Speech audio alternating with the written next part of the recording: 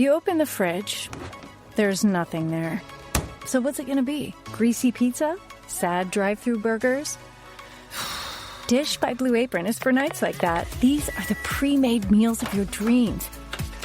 At least 20 grams of protein, no artificial flavors or colors, no chopping, no cleanup, no guilt. Keep the flavor. Ditch the subscription. Get 20% off your first 2 orders with code APRON20. Terms and conditions apply. Visit blueapron.com/terms for more.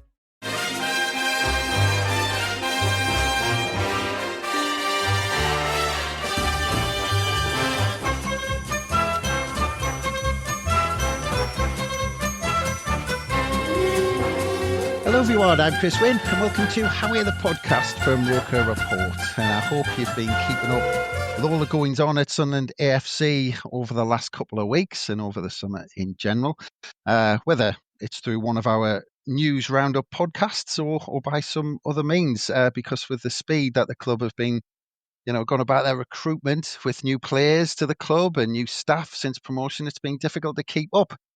We've spoken to a number of journalists, some from the UK and some from Europe, so we can find out a bit more about some of the new players who have arrived. But today's guest has a valuable insight from going into the club to film some content that will be screened ahead of the new season, which we're very much looking forward to getting into. Because today we're very pleased to have the North East reporter for Premier League Productions, and you may have seen him or heard him on the BBC Final Score as well. It is, of course, Andy Sixsmith. Hello, Andy. Hello, Chris. That's a big old build-up. That's lovely, that. Well, I never get those nice words said about me in my house, so come back more often.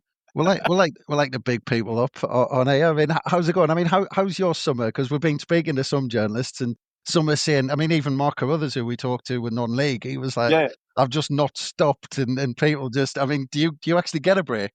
You know what, mate? It's weird. I just saw Mark the other week, actually, at my summer job, as I term it. I do all the presenting and hosting for Durham cricket.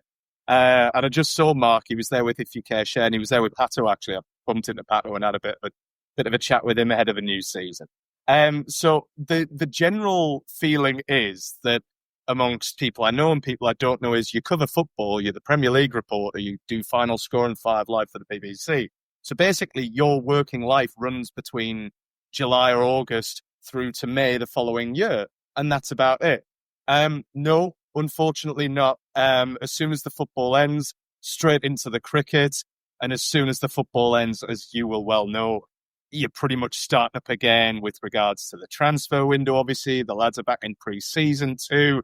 And all of a sudden, we're back for Premier League productions into things called media access days and everything like that as well, where you gather content amongst the clubs. So, yeah, every now and again, mate, I get a bit of a break. I also do a bit of lecturing in my spare time and run a videography business too. So between all of that, I keep out of mischief, and I'm also trying to plan a wedding as well for early part of next year. So yeah, it's a bit hectic, but honest to God, coming on podcasts like yourselves, it's a lovely little break and nice to just chew the fat as well. Oh yeah, I mean, God, once you've said all that, I'm kind of, I'm privileged to be speaking here, having an hour out of your day. No one's ever said that, pal. No one's ever said that. And congratulations, of course, on thank you organising your wedding. Rebecca doesn't know it yet, so right. Keep that between. Well, I did half think about asking whether it was going to be your wedding you're planning, but I didn't know if that was a side business you had or not. But yeah, but mentioned, covering the Premier League Productions, North East reporter since 2017, I think, if that's 2017, if that's right. Of course, which was the summer we went down. So thanks for that. So, well, first of all, are you looking to have a bit more to report on this season? You know what? Honest to God, Chris, it was such a joy actually seeing the table when it gets refreshed and seeing 2 North East teams up there. Because, like you say, 2017. I kind of went freelance. I was working for a TV channel called Made in Tyne and Weir, which you may or may not have heard of. I don't even know if it's still around these days. And I worked there for like 2 years, and I got the pleasure of covering Newcastle, Sunderland, Middlesbrough to a slightly lesser extent as well for them. And then I went freelance in 2017, got picked up by Premier League Productions, who I didn't really know too much about, and not a lot of people know too much about them because we don't tend to broadcast directly in the UK. We broadcast to all of our host broadcasters everywhere around the world, barring 2 countries, I think it is. I think it goes out to potentially just 1.2 billion people. So we do different shows like one or two. Our Match Day Live show, which is our flagship show, which I'm one of the reporters for the Northeast for Newcastle, obviously, over the last 7 or 8 years. And then obviously covering press conferences and interviews or international content sessions that they're called with the players each and every single week as well. So it's a really varied sort of job. It's a job that I've kind of been fortunate enough to work in. Mainly as the kind of number 2 reporter behind Vicky Sparks, the wonderful Vicky Sparks, for a few years. And then when Vicky went on to full-time at the BBC, I moved up to kind of covering the Northeast, covering Newcastle ever since then. So when Sunderland got promoted, honest to God, it was joyous for me. Not just from a, great to see 2 Northeast clubs in the Premier League, but also from a point of view that, you might get an extra day here and there. And like I said, with a wedding to save for it, it might help the bank balance a little bit as well. So just brilliant to see Sunderland back, and brilliant to see the derby back as well next season. Well, that's it. I mean, but we've said this to a couple of journalists who cover, and we do it just in our spare time in terms of specifically on Sunderland. But it just, some of this, sometimes it just sounds like the dream job. You grow up for following whether it's Northeast football or whatever, and then you kind of, do you want to come inside for the day, speak to some of the players, get some interviews? I mean, mate, what's that phrase? If you enjoy your job, you never work a day in your life. Yep. And honestly, I don't think there's a day goes by that I don't realize how fortunate I am to be doing what I do. And not even just from a standpoint of working at BBC for Final Score 5 Live, which is just great fun, working with the likes of Jez Mohammed and Chatters as well for 5 Live. But mainly the role that I have at Premier League, and it's a bit of a weird one because I get the fact that fans might look to me to, I don't know, break transfer news or anything. I can quite categorically say right now, I am not your man to come to for that. I have the odd source every now and again, but honestly, I leave that stuff up to the people who know best, the likes of the David Ornsteins of the world, who's absolutely tremendous. From a regional perspective, Keith down here at Sky, who does an absolutely tremendous job spanning the Northeast clubs as well. They're the guys who you kind of go to for your breaking news and your exclusives on transfers and everything. My sort of role, and this is what I was alluding to before, this is why I kind of enjoy my job at Premier League so much, because we're the kind of people who are there to forge relationships with the manager, with the players, with the staff at the club that you're covering or the region that you're covering. And I suppose over the years I've kind of developed this attitude in my role of trying to develop and to bring out the humanistic side of the players and the manager, because you know how it goes. We all kind of forget that they are just human beings at the end of the day, and there's some tremendous stories that can kind of come out of individuals, how much they might love playing for the club or an interaction with a fan or anything like that. So my kind of role is to bring out that humanistic side in the press conferences, in the international content sessions as well, not necessarily breaking the odd transfer news. Can comment on it, and usually do, but I'll leave that to the much more seasoned, better journalists, shall I say, like the likes of Keith and Dave and the local journalists, the Chronicle, and obviously Martin and Phil and people like that from a Sunderland perspective. So, I appreciate I've just spent the last 2.5 minutes probably dimming myself down, but at least now Sunderland fans know what to expect from us. Well, unfortunately, Andy, I think you've just lost yourself a few thousand followers on X, because they were all hoping you were going to come up with that golden nugget, that transfer rumour. Tell you what, as we go into the season, Chris, right, I might not be able to break the transfer news, but I will be able to tell you, I don't know, Luke O'Nine's thoughts behind saving that dog on Roker Beach, which I genuinely think sometimes is more interesting. I tell you what, now you've just regained more than those 3,000. There you go, brilliant. Yeah. But actually, it's interesting you talk about that, and we'll get in. I'm really looking forward to getting into that day you spent within Sunderland. But it is interesting because we do as many player interviews as we can, but quite often, say 95% of them, if not more, are when a player is retired, so they're not at a club anymore. Now, it's interesting when you talk to them then, and we've had a few interviews with players who are still playing and still at clubs, and it's always 2 completely different interviews. It's so difficult to, get a player out of that habit of speaking like they've been trained to speak. Yeah. And, it's that famous, I think it was Wayne Bridge, who, was it Wayne Bridge? I can't remember, someone who they got through to the next round of the cup, and he was saying, yeah, it's a brilliant 3 points for the Yeah, lads and all that, yeah, because he's just trained to say that sort of thing. But when you speak to a player after they're retired, they can say how it was. They say they didn't like this, they like yeah. that, they like this. I mean, from your point of view, all right, you're not trying to get that moment, you're not trying to get that big headline, but at the same time, you're trying to get people to come across and from a player's point of view, so then people know what type of person they actually are.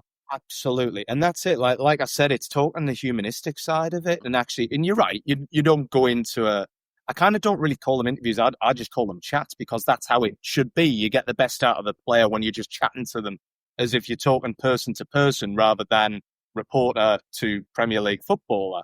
And I always kind of look at it from that perspective, but I always go into a chat or an interview or an ICS session, with a few quirky sort of questions in there to try and, just not relax them, because they don't need relaxing, but just to kind of bridge that connection even better between the players and the club and the supporters. And I suppose that's my role at Premier League.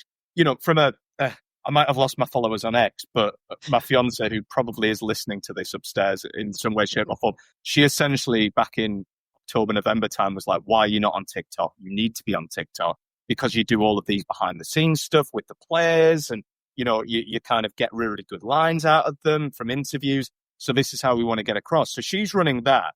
And every single time that we do a sit-down interview with a player, I'll usually do a kind of a TikTok video where it's about, what have we got from them? What are the 3 headlines that we've got from them?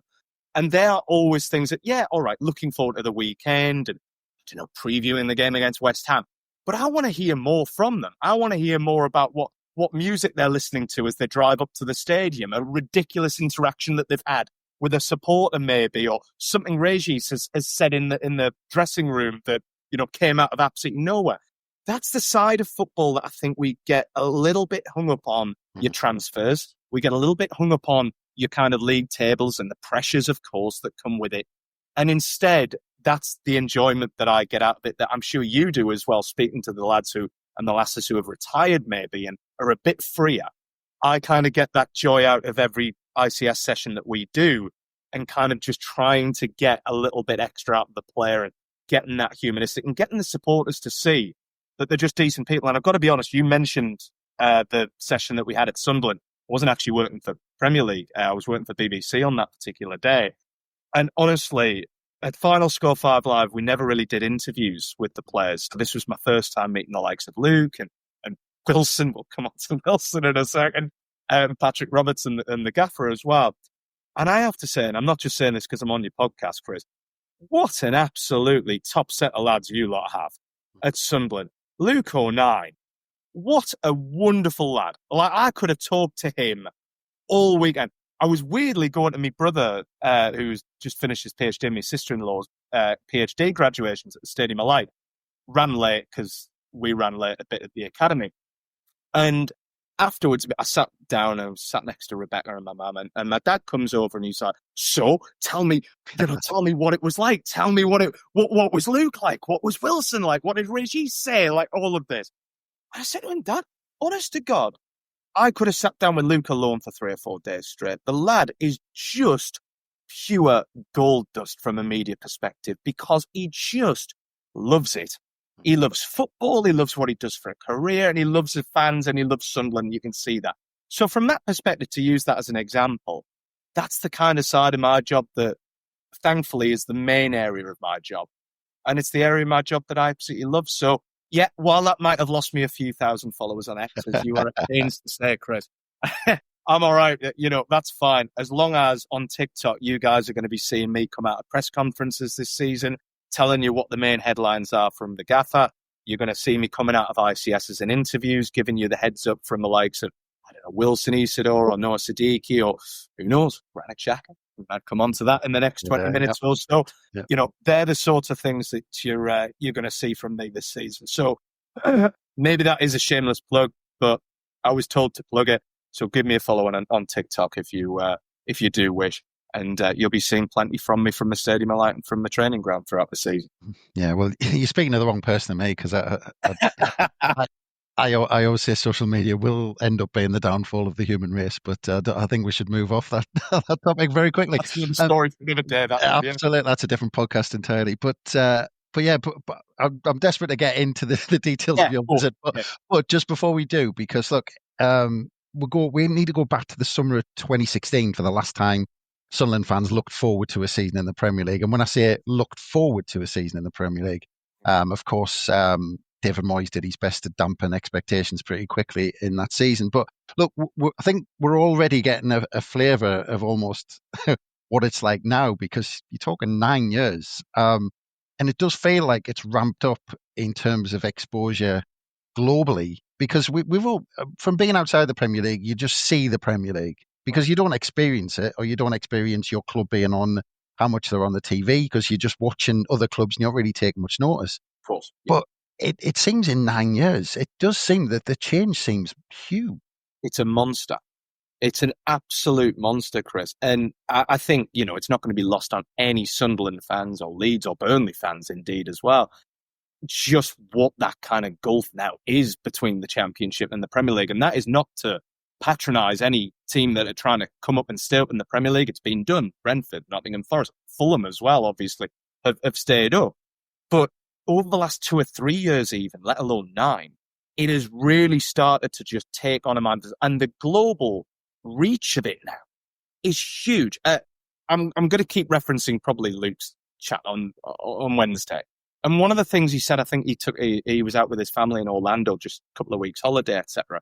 And he said the first thing, I went to one of the theme parks and someone just tapped us on the back and they were like, Luke! And there's a family there wearing Sunderland shirts, just out in Orlando.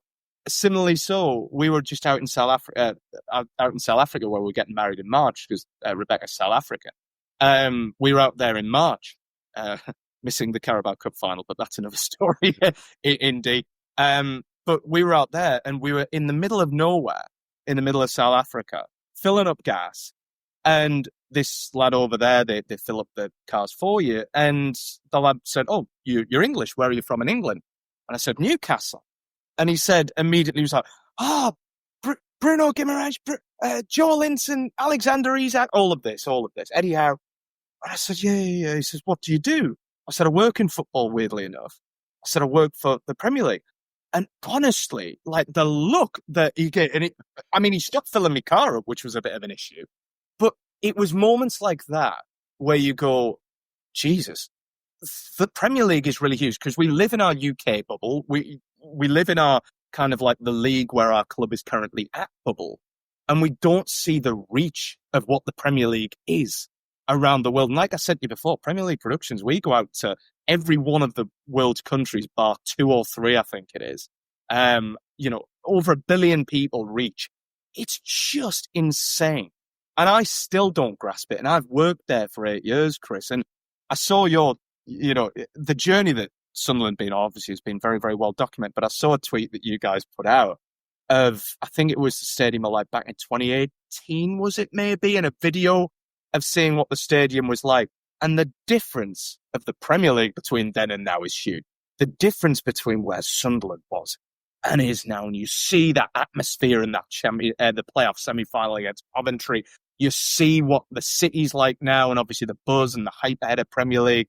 The difference between that is absolutely indescribable. And it is honestly, and I'll probably say this quite a few more times, it is so bloody good to see. Bloody good to see. And I just feel like Sunderland have always been a Premier League club, regardless of how big and how much of a monster the Premier League is.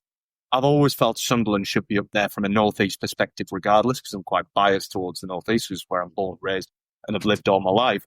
But this is the season now where you finally get to see 2 North East teams back in the Premier League, and hopefully it's the first of many, shall we say? Yeah, it is absolutely ridiculous how much it lifts a place. But just a last point on that exposure, because you talked about it being huge. You talked about, obviously people like yourself who come into the club who have, not needed to go in the club because you cover the Premier League. But for the last, it seemed like from Christmas, Sunderland were actually preparing their players. They set up the media, kind of the innards in terms of the media rooms. They set it up differently so players could get used to the types of interviews they might do on a Premier League match day. I mean, is that because of that difference, like I said, it's been almost a decade.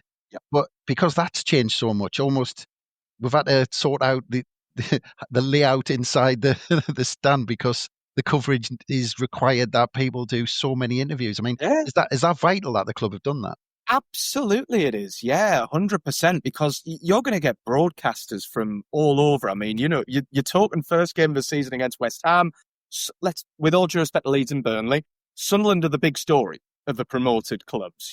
8 years away, been to League One, come back through the playoffs in League One, through the playoffs in the Championship, and not just any playoffs, the way that Sunderland did it as well. So you're the story. You are going to have broadcasters, including myself, for Premier League productions, but you might have an ESPN Brazil. You might have an NBC. You might have, reporters from far and wide who have literally come to the Stadium of Light. So naturally, although a lot of fans, rightly, will focus on making the team ready for the Premier League and the starting 11, it's about making the infrastructure of the club ready as well and the personnel ready off the pitch, ready for the Premier League. And you're right. I've noticed since, being at the Stadium of Light over the last, probably 6 to 8 months or so, I would have said, for BBC, you see those little changes being made. And I know the appointments of the likes of Florent Zolfi and, Luciano Vulcano, I suppose, as well, can kind of come into that as well from a coaching and from a, director of football perspective. But you look at it from the media team perspective. I was having a good chat with Oscar Chamberlain, who's the head of media. I don't know what his exact title is at Sunderland, but he heads up the media. And it was just really good to listen to Oscar. And I won't go into detail, naturally, because it was a private conversation. But it was so impressive to hear how he spoke about how Sunderland have been preparing for this. Not necessarily for 25-26, but inevitably it would happen, that return to the Premier League.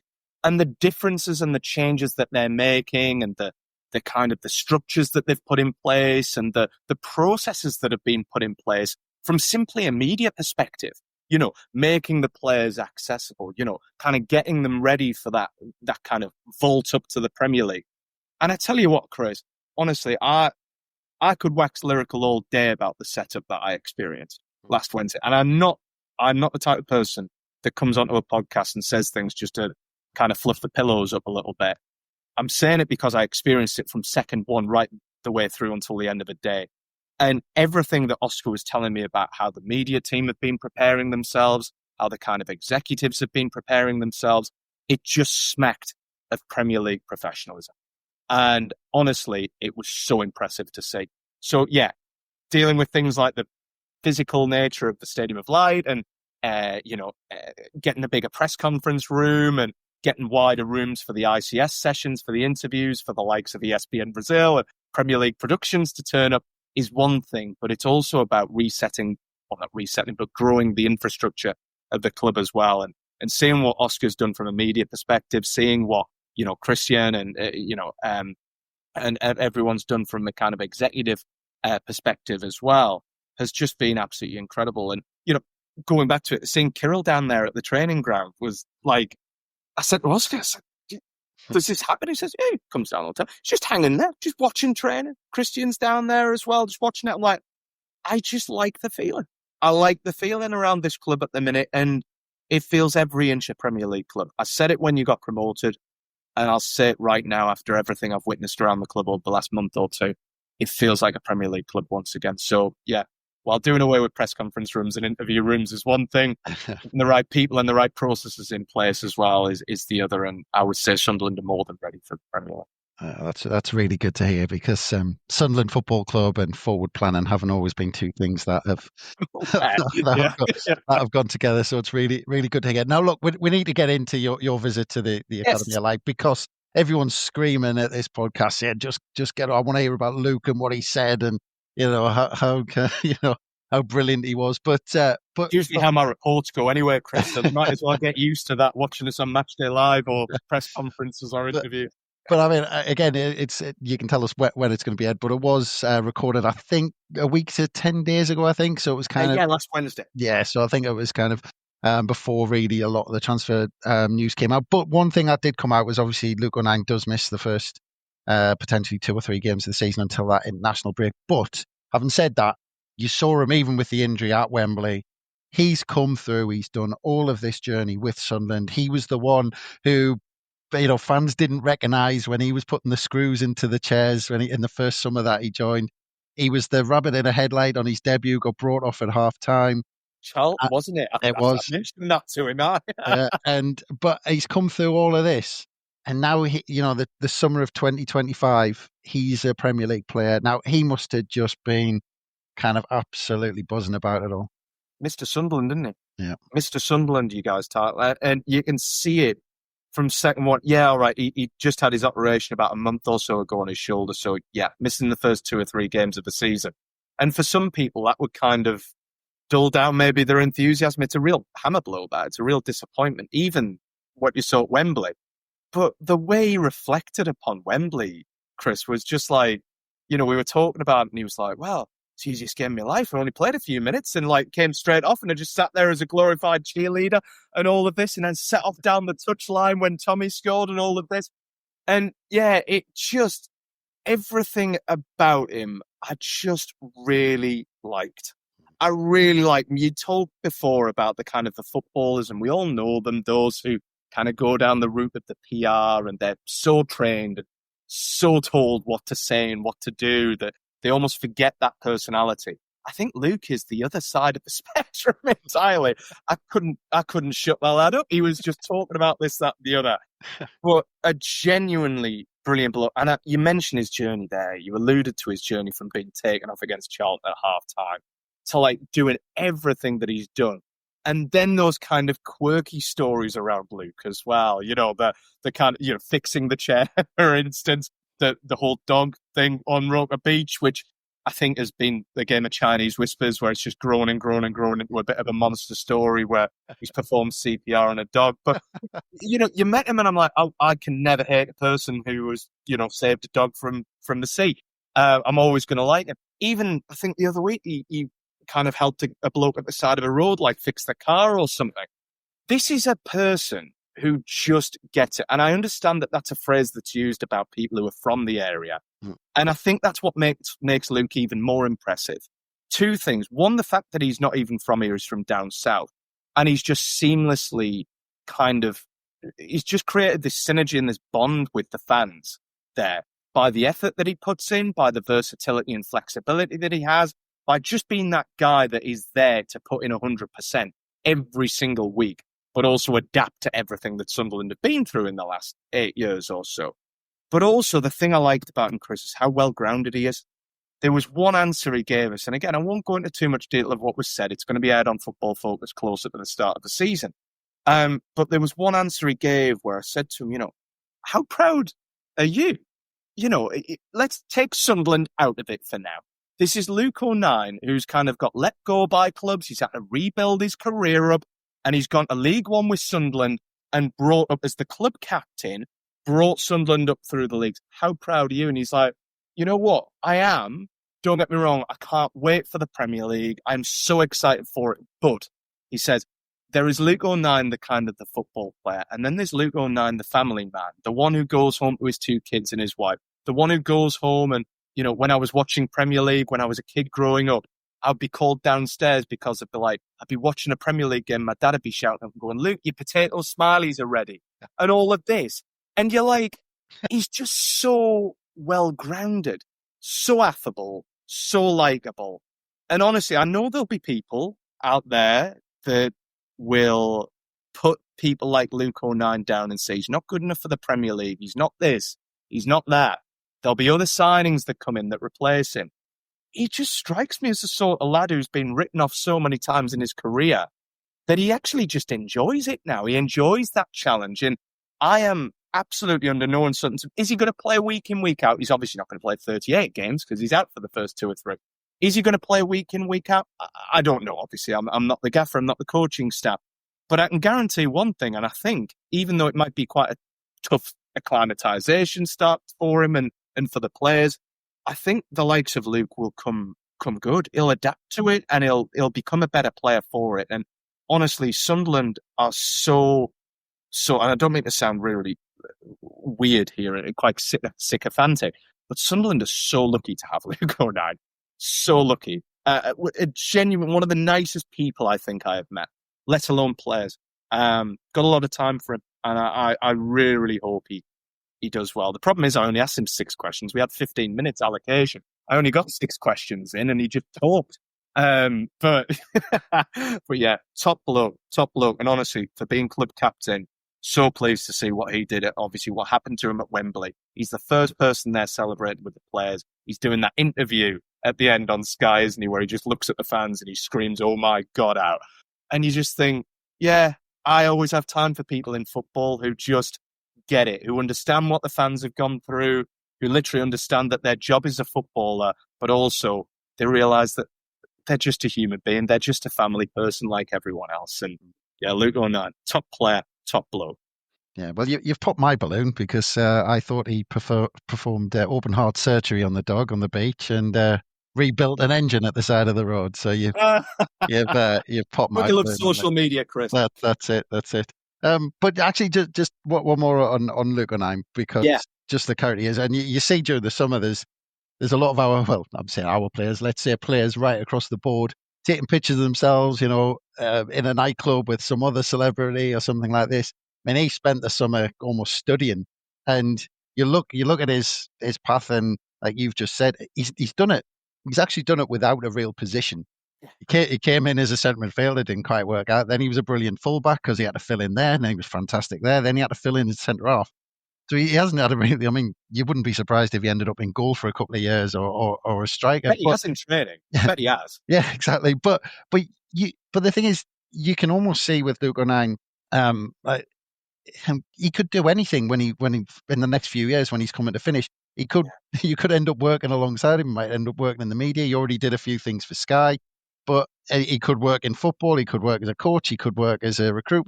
He almost could do anything because of his character. I'm glad you touched upon that, because I'm sorry I'm going to talk about this, but as it will come out in this chat probably, and it has come out already. I do kind of follow Newcastle anyway. I've obviously covered them for the last few years, and he reminds me so much of a Newcastle player, and I'm going to mention the name Dan Burn in that sense, that in the same way that they've kind of the journeys that they've been through, each of them, but also the way that they just talk and the way that they connect with the fans. Dan has done a lot of that at Newcastle, over the last 2 years or so, 3 years since he's been at the club, where you always hear these stories around him with the fans. Luke does exactly the same with Sunderland fans. And Dan has already started doing work in the media. Luke has already started doing work in the media. You can see them a mile off. And I think I turned to my producer after the chat with Luke. I said immediately, 100%. If he wanted to do it, pundit. 100%. Like, it'd be an editor's worst nightmare because you wouldn't be able to shut the lad over, don't think. But honestly, everything that he's saying is just gold dust for a broadcaster. So yeah, if he wanted to turn his attentions to media once he's all done and dusted, then I think the media would be lucky to have a Luke O'Neill in the same way that I think a coaching staff would be lucky to have them. He is just one of those. I put it this way: I can't imagine meeting too many people who could dislike him. And I think that is as good a testament, whether you are Cristiano Ronaldo or whether you are Jamie Vardy or whether you are Luke O'Neill. I think that's one of the best things you can say about a footballer. The fact that I wouldn't imagine anyone, if anyone at all, seriously and honestly, once they met him, could actually dislike the lad. And yeah, an awful lot of time for him. I'm really, really looking forward. 10 minutes we get allocated for our international content sessions during the season for Premier League. 10 minutes. I'll be honest, I'll be ringing my one of my boss, Connor, up, and who deals with all of the interviews at PLP, and I'll be saying, I think we need 20, we need half an hour, we need half a day with Luke O'Neill, I think, and we still won't get all the content we want from him. That'll be 10 questions then. 10 questions. You've 3 or 4 questions, I reckon, but yeah, just a top bloke, honestly top bloke, and I'm really, really excited. I'm really, really pleased for him that he gets a chance to go up the Premier. We don't know how it's going to go. I don't know. Maybe it is that level, but I don't think it will be. I think it will adapt. But I just really am so pleased for him. The fact that he's going to be there and he's going to be representing Sunderland, the club that he loves, in the Premier League this season, and who knows, maybe even for the foreseeable future. Absolutely. And speaking of characters, you said you spoke to Wilson Isidor as well. I mean, just on the general one before you get into you can get into him specifically in a second, how it was. But does it seem like it's part of the recruitment, as much to look at as their character as it is to know what they're doing on the pitch as well? Certainly, from the lads I spoke to, Chris, it's a great point. And character always should come into when you're signing a player. Obviously there are some players who are a bit more egotistical than others, not mentioning any names, but, character really should come into it, especially when you potentially are going to be in a Premier League relegation battle. Times will get tough this season. Undoubtedly they will, for Sunderland, for Leeds, for Burnley, probably for the likes of Brentford and West Ham as well. Those sorts of clubs who are going to be maybe down and around the bottom. But the fact that you've got a team full of characters and good people can't be understood. It might sound really whimsical to say that, and it might sound really soft to say that, but actually I feel like it's a huge part of a Premier League journey.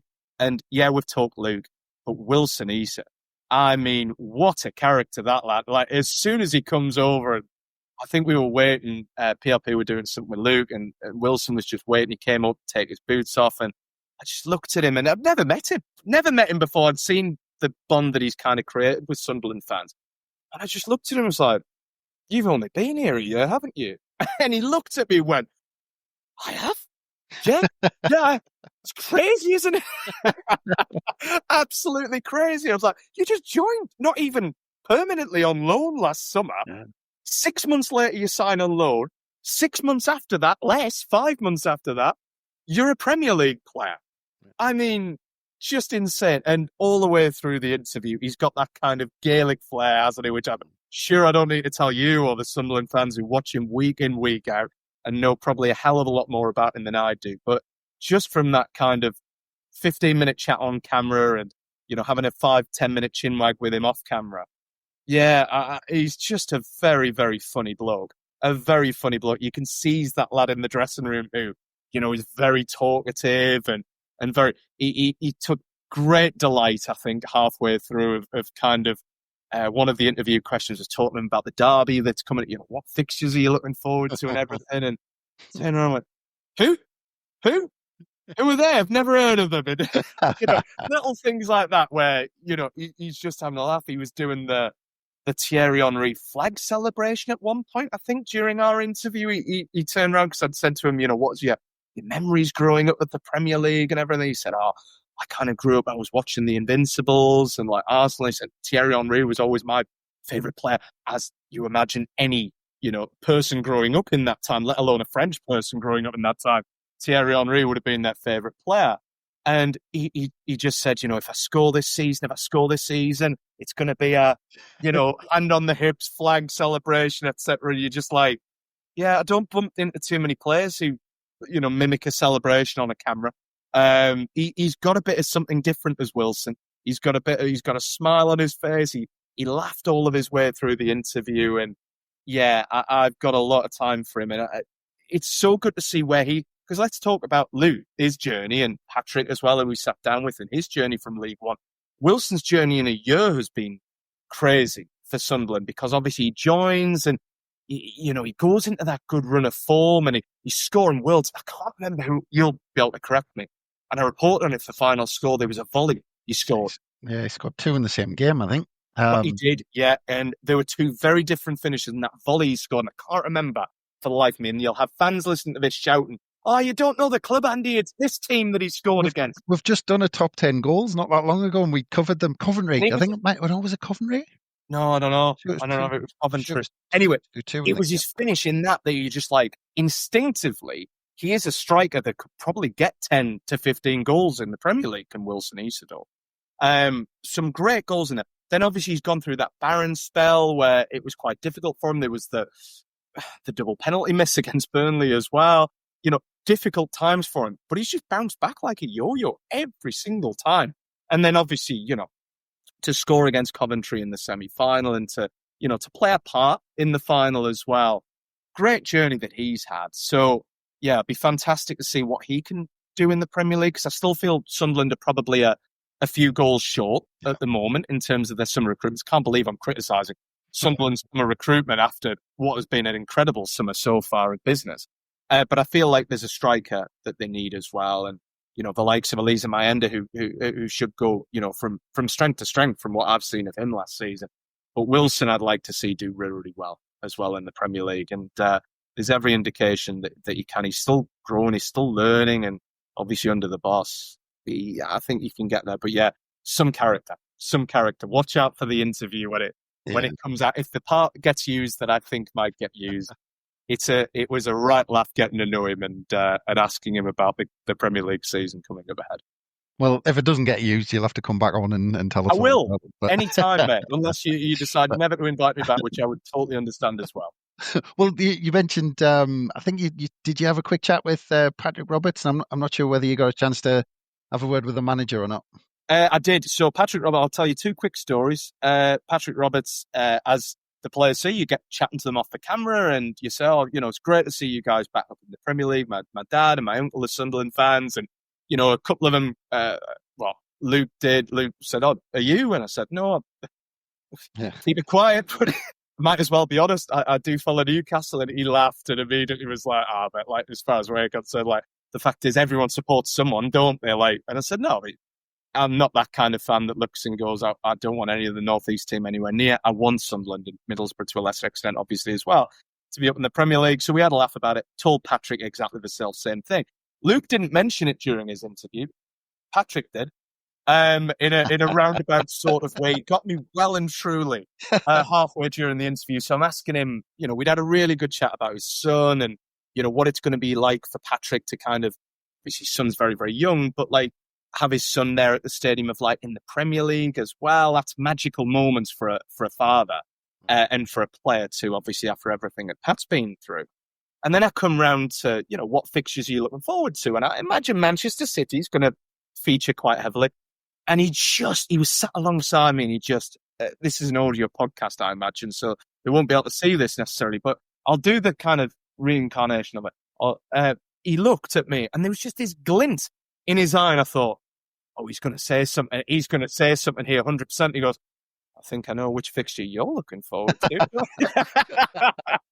I said, yeah, of course. Well, you know what I mean. We're all looking forward to Newcastle against Sunderland, Sunderland against Newcastle, 13th of December, 21st of March, probably going to be moved, both of those, for TV, you imagine, and for policing purposes. But, you're looking forward to those games. The Premier League hasn't had the time we're time derby in so long. And it's going to be so good to see. It's going to be incredible. But honestly, like, for the rest of the interview, once he realised he could get away with it, he was just dropping in the barbs all the way through about it. And I was like, you know what? I had a decision to make at the start. Do I kind of let on who I follow and who I support, or do I keep it a secret? No, there's no point. I'm nice and honest. I want all North East teams to do well. So as far as I'm concerned, everyone, like Luke so perfectly put it, everyone supports someone. And I'm going to have to get used to that from fans on social media, from, the players, from the staff as well. It's one of those things that you kind of get used to. And I'm glad that Pat kind of brought that to the table a little bit, because there is meant to be that, I hate this word, but there is meant to be that banter. There is meant to be that crack between the two sets of fans as well. And yeah, it was nice to see Pat kind of do that. And then we sat down with Régis as well, which was a really, really interesting chat. We didn't have that long with him, but I did ask him about a bridge being named Régis Le Bridge in Sunderland. I told you at the start, Chris, I'll ask the weird and wonderful questions. Nothing really is off limits to me when I sit down in interviews. And he kind of ducked, he laughed at it, and he said, that's up to the fans, that's up to the city, it's not up to me. Very, very humble. But it was first time meeting him, and a really bloody intelligent bloke he is. Like, you can see it in his eyes, like he's one step ahead of you, having dealt with, Eddie Howe and gotten very, very close to Eddie over the last few years. Again, sorry to Sunderland fans for mentioning Newcastle involvement, but you can see when there's an intelligence there and when they're 2 or 3 steps ahead of the person that they're talking to. And Régis Le Bridge, it is exactly the same. He was 1-2 steps ahead of me with every single thing. And it was great to hear him talk about not just the fact that it's great that Sunderland are back in the Premier League, but the fact that they want to attack the Premier League. They want to stamp their identity on the Premier League and have a defined identity that the Premier League are going to see from Sunderland, not just from the players, not just from how you play, but the fans, Stadium of Light, the community. The Premier League, even if it might well be a one-year stay, who knows? If it is, and you go straight back down, you want the Premier League to know that Sunderland were there.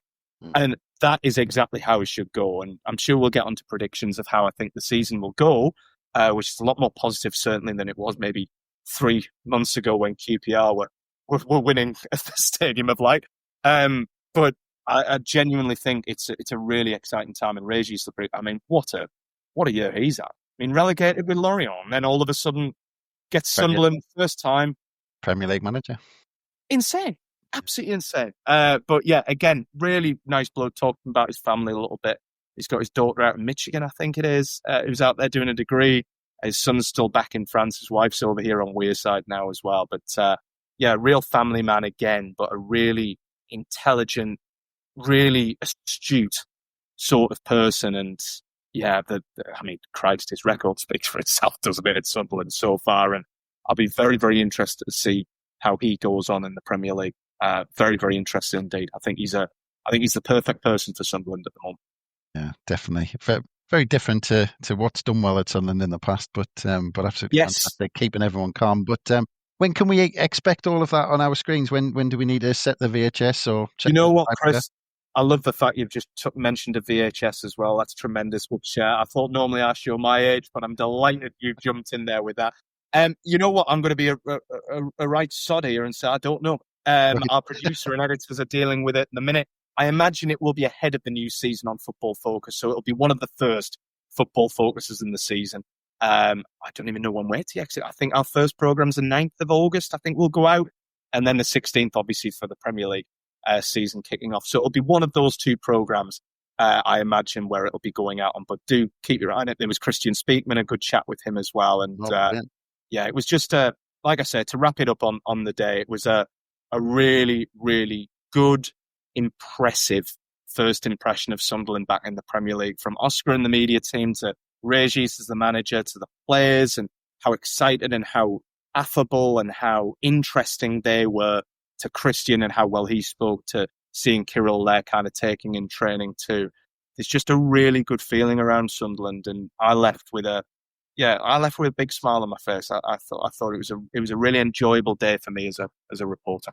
Yeah, and we're moving on to recruitment now, but just quickly on that point, you know, that feeling you came away with, that's even more important. We were talking about the characters, but that's even more important when you've got that kind of foundation, if you like, where you could that feeling and that atmosphere will get you so far. Yeah. So you've got to bring in the talent that will keep that atmosphere there, and not, because we've had players in the past who've come in and we've had half decent atmospheres and it's been ruined, or you know, it splits in the camp, whatever. But that's important that you keep that foundation with the characters you bring in. 100%. And it was never going to be the case where, I know obviously the departure of Job to Dortmund was probably always going to happen. As soon as Dortmund kind of raised their hands, you thought that's exactly where he's going to go. But the main fulcrum of the team, the main foundation of the team, with the likes of Luke, with the likes of Pato, with the likes of Patrick Roberts, with the likes of, you know, those players that have been there through it all. And you've got the Trey Humes, obviously, as well. You look at those players, the Dan Neils, and think, if you can keep the foundation there while adding the talent that Sunderland have done so far in the transfer window, and long may that continue for the next month and a half or so, that's kind of, not that there's a recipe for staying up in the Premier League, but that's as good as you're going to get to try and make the best attempt possible at staying in the Premier League. You've got those characters there, and then you're adding that talent in on top. I mean, the one thing I would kind of say is probably needs a little bit more Premier League experience in there, I would think. You know, the likes, as very impressive as they've been, and seriously, Habib Diarra, to get it, I have heard some super things about him over the last probably 12 to 18 months or so. He's really started to look on, and I know a few people kind of mentioned the kind of the French connection of what Leicester did with N'Golo Kante and, you know, players like that. And I'm not, far be it from me to say Habib Diarra is the next N'Golo Kante, because I can't stand it when people say that. But it ranks to me like that, almost, of going and picking up a player from from Europe and bringing them in, he is a really impressive signing to come in. And then obviously you throw in the likes of Ronaldo, who's got a lot of experience on a European level. But Simon Adingra, who didn't really have his chances at Brighton and has that Premier League experience as well. There's some really exciting talent being brought in to add to the Lukes, to the Dans, to, the Patricks of the team as well.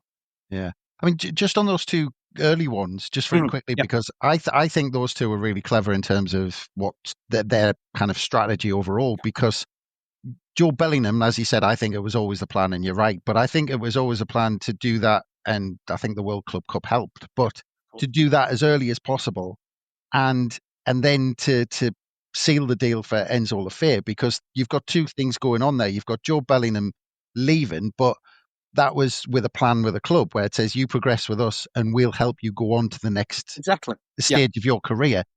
And Enzo Lefebvre came in as a big, high-profile player, talented player from Roma into Sunderland for big money. So young players could see not only that they could come to Sunderland and get a pathway to potentially a bigger move, and we'll help them do that, but also Enzo Lefebvre's come in and they think, actually, they're recruiting good players, so I actually want to go there. So doing that early on gave really good signals for young players to come to the club. It's really clever, Chris, is what it is. It's really clever. I knew we mentioned this word before, but it's forward thinking. It's forward planning that is there.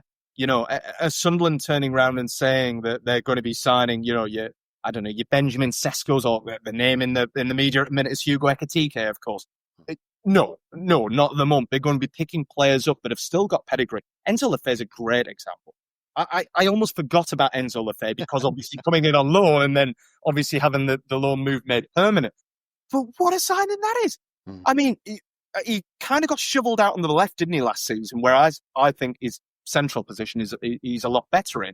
But that's one of those kind of signings of intent that people just look up and go, ooh, Sunderland made a bit of business here. And the same can be said for Habib Diarra. The same could be said. There were a lot of clubs after Habib Diarra and a couple of Premier League clubs who had been more established than Sunderland in the last 8 or 9 years who went in. But he's seen the project that has been laid out to him, because there is this project here. He's seen what the fans have been like, especially over the last 6 months or so. The Championship playoff semi-final, of course, is the prime example. And they're looking at this plan, this project, and thinking, you know what, this is a place where we can go to develop. We can now get Premier League experience as well. And who knows, Sunderland stay up.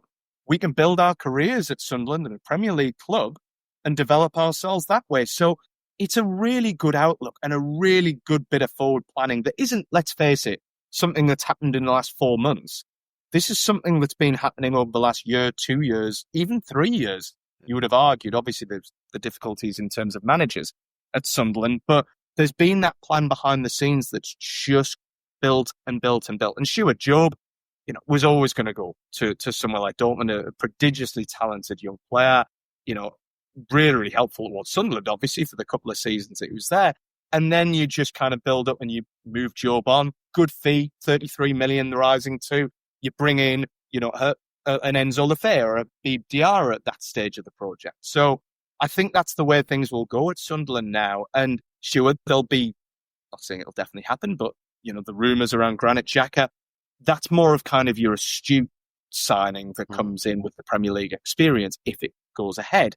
But yeah, the youngsters that are coming in are really seriously impressive. Well, actually, the tone of the way you're saying it seems like you're a little bit surprised at how high almost Sunderland have aimed in the market.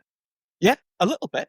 Yeah, a couple of these names took me by surprise. The Adingra one took me by surprise, largely because he was a name that wouldn't even have been mentioned in any circles. But it's clearly a name that they've weighed up, clearly a name that they've looked at and thought, well, hang on a minute, he's done a fantastic job for Brighton, he's still young, and he's got that Premier League experience as well.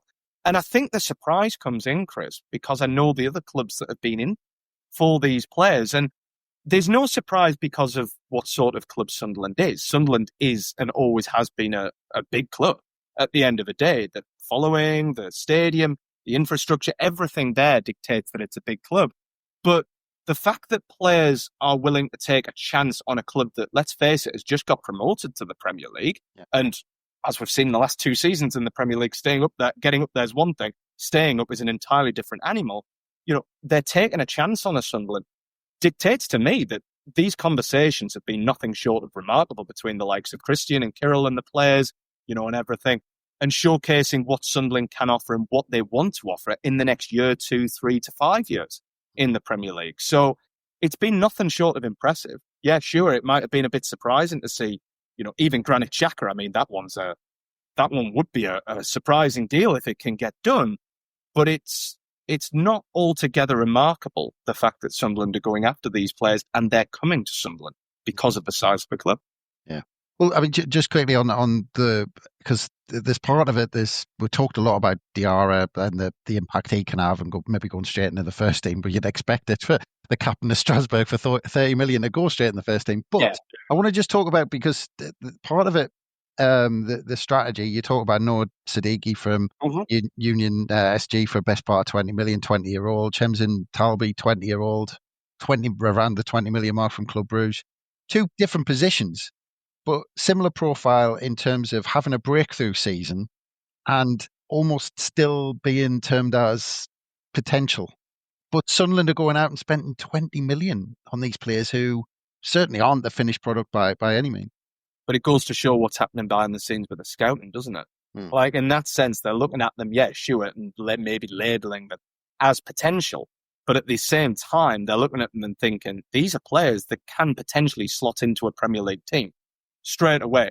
You're not going to go out and splash 20 million for the sake of splashing 20 million pounds out on, let's face it, with all due respect, a player whose name probably not a lot of people have heard of, not too many people have heard of in Noah Siddiqui in particular. Obviously, Chemzin Talbi's had the kind of Champions League experience with Club Brugge.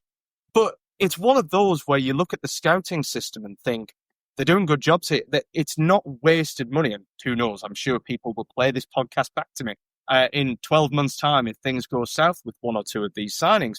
But they're looking at them and they're weighing them up and thinking, you know what? They could have an impact in the Premier League almost instantaneously. They can come in and really do a job for us. January might be a little bit different, obviously, when the African Cup of Nations happens, which, is one that we can revisit in 2 or 3 months' time, maybe, when things are a bit more clear in terms of the squad. But the rest of the players that they brought in, the ones that you've mentioned, I just think it's a really, really good bit of recruitment. Certainly Talbi and Siddiqui coming in. I just think it's a really astute bit of business on both sides from them. Yes, £20 million or 20 million euros sounds quite a lot of money for someone who's relatively unproven.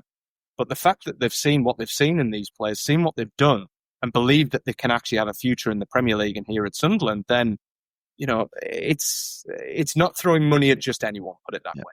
Yeah.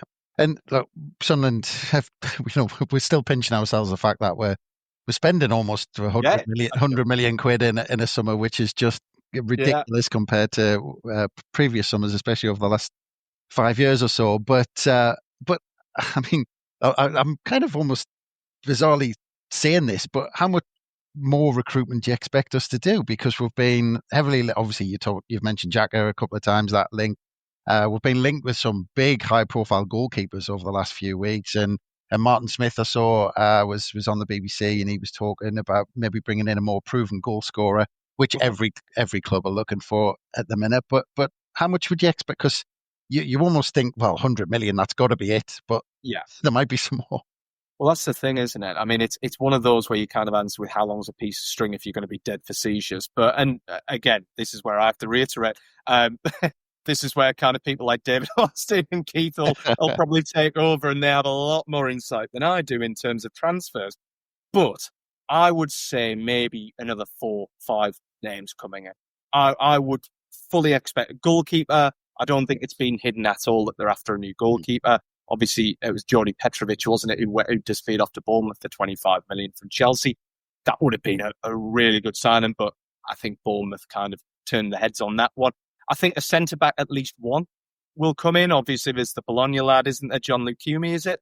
The Colombian, who's been linked a little bit. And the latest one in a long line of centre-halves. In a long line. There's been quite a few of them. So I think at least one centre-back will come in, because I do think, obviously, with Chris Mettman going back to Bournemouth, I think that kind of leaves Sunderland a little bit light in the centre-back position. I think central midfield looks pretty stocked now. Certainly if you're going to move Enzo Lefebvre in there, and certainly a striker in there too. So I think 4 players. I think another 4 players potentially. And again, I have to underline that with, do I have an inside knowledge on that? No, this is purely me guessing and an educated guess, shall we say. But certainly players in those positions, a goalkeeper, 2 centre-backs, and a striker, I think are the ones that Sunderland look at. And I think maybe bringing a striker, I know the Georgian lad, Mikauce, has been linked quite heavily this summer, although I think that asking price might be a little bit on the steep side at 30 million. I think bring a striker in as well and a couple of centre-backs. I think Sunderland's squad, especially when you compare it to what business Leeds have done so far, what business Burnley have done, and what business West Ham and Brentford, I keep mentioning them too, have done, you probably put Sunderland top of that mini-league in terms of the recruitment. I think it's been excellent so far, and I don't think it's going to slow a penny. And who knows, if Canada, Granit Xhaka, I know I saw a couple of tweets this morning going, Granit Xhaka, he's 32 years old, Arsenal didn't want him, sent him off to Bayer. But yeah, he went and won the Bundesliga with Bayer Leverkusen. He's like a bloody metronome.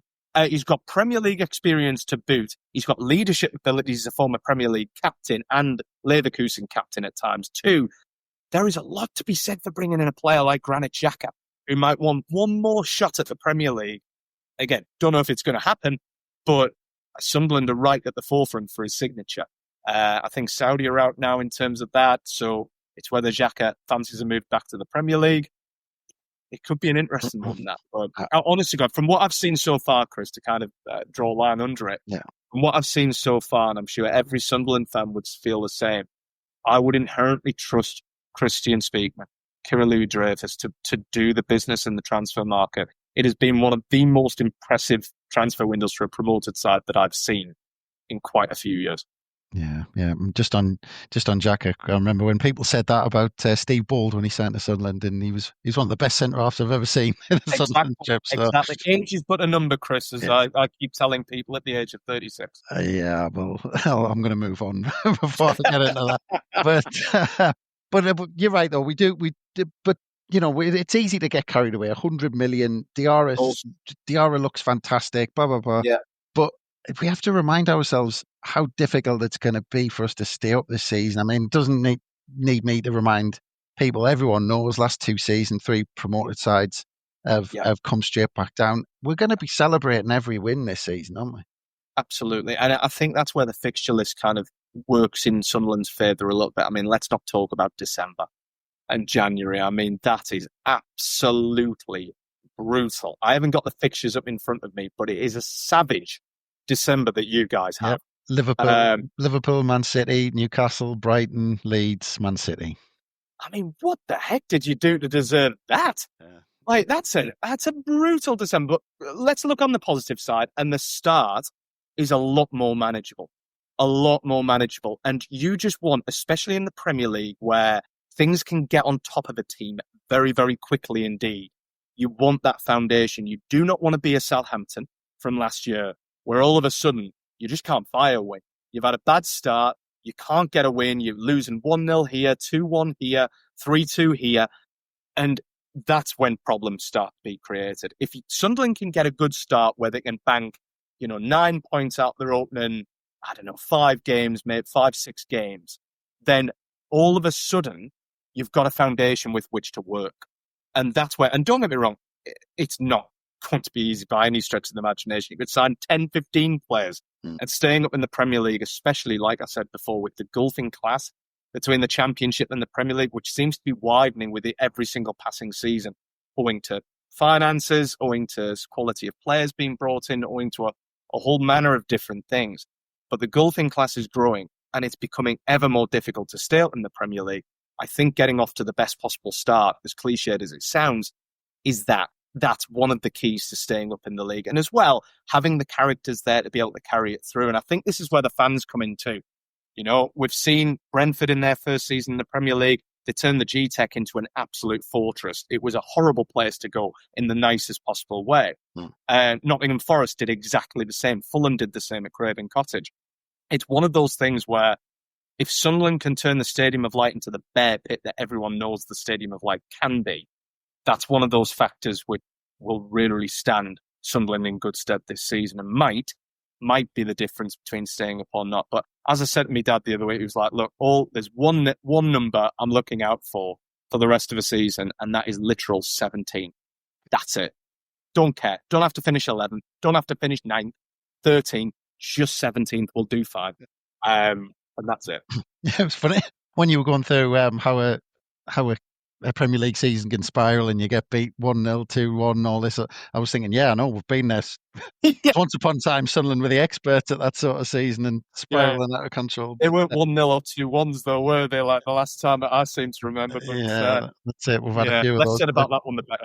Yeah, we just need to be grateful for Derby County for breaking our record. But just last point, just on I know apologies, you work for Premier League Productions, but I've asked a few journalists this, but on the last point about the Premier League, because let's say the 3 promoted clubs come down again for a 3rd season running, do we have a problem? It's a good question, isn't it? Depends how you define problem, I would say. I don't think it's impossible. I just think that it's happened over the last 2 seasons where maybe the clubs weren't as prepared as they should or could have been necessarily. So this is a blip? Yeah, I think so. I don't think it's a growing problem in the sense that this is going to happen for the next 7 or 8 years. Personally, if I was a betting man, and I'm not, I think Sunderland might stay up this season. I don't think all 3 are going to go down again this season. I think the problem over the last couple of seasons were that there wasn't any established Premier League teams that were showing any signs of real serious weakness that could go down and get dragged into the relegation mix, apart from Manchester United, I suppose, at times last season. But I was waiting to say that. It's one of those, I think, where you look at it and think, this season, I've mentioned them already, but the Brentfords and the West Hams, who haven't had the best recruitment, obviously Brentford have lost Thomas Frank to Spurs. West Ham haven't had great recruitment so far either. And I just feel like there are maybe 2 or 3 Wolves as well who could get dragged into that mix. And all of a sudden, it becomes a dogfight. And it hasn't been a dogfight in the last 2 years. It's been pretty clinical. You know, we've pretty much been able to work out from December who was going to go down. I mean, if I use the right word, actually, it's on the verge of getting a bit boring. Because I mean, it must have been a nightmare for producers on the last day of last season to go, where's the drama? It's literally just European places. I'll tell you where the drama was. It was at blooming St James's Park. It was that was where the drama was last season, and down at Old Trafford as well for the Champions League spots. But like you're totally right, Chris. I mean, there is no real jeopardy there anymore. If you feel like the 3 teams that come up are going to go straight back down. But like I say, the last couple of seasons, I just feel like there hasn't been. I think Luton, maybe the season before last, gave it a good go until about January, February, and then just started to tail off. But the rest of the clubs have always looked like they were going to come straight back down. And I just feel like this season is a little bit different. They've sucked a couple of extra Premier League teams into it. And if it is turned into a dogfight, that's where those factors come in that we were discussing before. Your home form, your characters in the team as well, how you've recruited too. I'm not saying that Sunderland are going to put away the checkbook after August, September, and not revisit it in January. I wonder if Sunderland, if there is even a worry about relegation come January, and they are right in the middle of a relegation dogfight, whether Sunderland do dip back into the transfer market, and if these signings are as astute as we think they might be, then that could be the difference as well between staying up and going back down. So, yeah, in answer to your earlier question, no, I don't think we have a problem yet. Come back to me in 2 or 3 seasons if the exact same thing has repeated itself over and over again. But there is unmistakably a bit of a golfing class at the minute between Championship and Premier League. Whether Sunderland, Leeds or Burnley can bridge that gap this season, I think one of them will. I think 2 will go down and I think 1 will stay up. Well, there you go. I heard it here first. Sunderland are guaranteed to stay up next season. Thank you very much, Andy. When all 3 go back down, but I'll try my best. Well, that's it. But just last, I mean, have you got like your pre-season planned out up until? And are you focused on that first weekend? Are you stretched across the two teams on that weekend? Absolutely. So we're just had my first fixtures come through. So twice at the Stadium of Light. I am in August, which can't wait for that first game against West Ham. That'll be an absolutely incredible experience. Then Newcastle, Liverpool on the Monday night the following week, and then back at the Stadium of Light the following week. So it's hopefully, fingers crossed, touch wood, it's going to be a lovely season for me in the sense of one weekend I'm at Newcastle, the next weekend I'm at Sunderland, and all being well, it's a good season for both clubs, obviously, too. So, yeah, it's all lined up to doing press conferences and interviews in that first week. We also have our media access days, I think, which we call them, for the broadcasters to get all of their content ahead of the season. That'll be in a couple of weeks, I think, maybe at Sunderland and Newcastle too. So the diary is absolutely filling up. And I've said it before, I'll say it again. The social media, if you do follow us on Twitter, X, whatever it's called these days, or TikTok or Instagram, it is obviously naturally Newcastle oriented because that's been my job covering them for 8 years. You will see a lot more Sunderland content on there as well. So if you do want to see what Regis has said within 20 minutes of the press conference, there'll be TikTok videos going out, Instagram videos. You'll be seeing my kind of top 3 takeaways from interviews with all the players across the course of the season as well on TikTok and on Instagram. And hopefully a few behind the scenes videos as well from match days, especially from that opening match day of the season against West Ham, which should just be a tremendous occasion. But honestly, Chris, can't wait for it.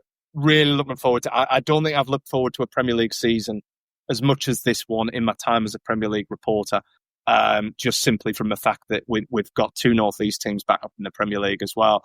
And obviously Newcastle are back in the Champions League and competing at the top end. And if Sunderland can stay up, which I really, really hope they can, it's set to be a good few years for the North East and the Premier League, all being well. So, yeah, can't wait for it, mate. Looking forward to it. But before then, I've got a week's holiday away, and then it'll be back straight to the social media stuff and the pre-season stuff, and straight into it for August the 16th. Good stuff. Well, we're all looking forward to all that coverage, and obviously that build up to that West Ham game, which confirmed sellouts almost hours after the general sale went online. So it should be an absolutely fantastic occasion. But on that note, it just leaves me to say it's been an absolute pleasure, Andy. And as the season gets into and you do a few more behind the scenes, hopefully you can come back on and tell us all about it. Anytime, if you're not sick of the sound of my voice by then, or even at the end of this hour-long podcast, like as far as I'm concerned, Chris, happy to come back on and chew the fat anytime. But really, really good to speak to you and great to be on the podcast. And all I want to say was just carry on doing the great work that you guys do. I sent this to you off camera, but the number of times I've covered Sunderland home games in the last 8-9 years for BBC, and one of my first ports to call straight away, Roker Report, absolutely straight onto it. You guys have dug us out some holes over the last few years, so just keep up the great work, and honestly, just keep with the team this year. They're doing some great things behind the scenes at Sunderland. Yeah, well, that's it. Well, like I said at the beginning, we said we might go on for half an hour, 45 minutes, but this is what talking about Sunderland does to you at the minute, does it? Absolutely, yeah. I'm just realised I was starting in a meeting about 10 minutes ago, so that could be fun when I walk into it in 10 minutes' time. Well, I'll better leave you to it. Really appreciate your time, Andy. Thank you very much. Cheers. Nice one. Thank you very much, Chris. Good stuff. And thanks again, everyone, for listening. Obviously, we've just covered it. We've got everything covered on the Roker Report website, from build-up to pre-season friendlies to hopefully all the latest that's going on in the transfer market, as well as daily releases, pretty much daily releases on How We're the Podcast. But from us, it's bye for now.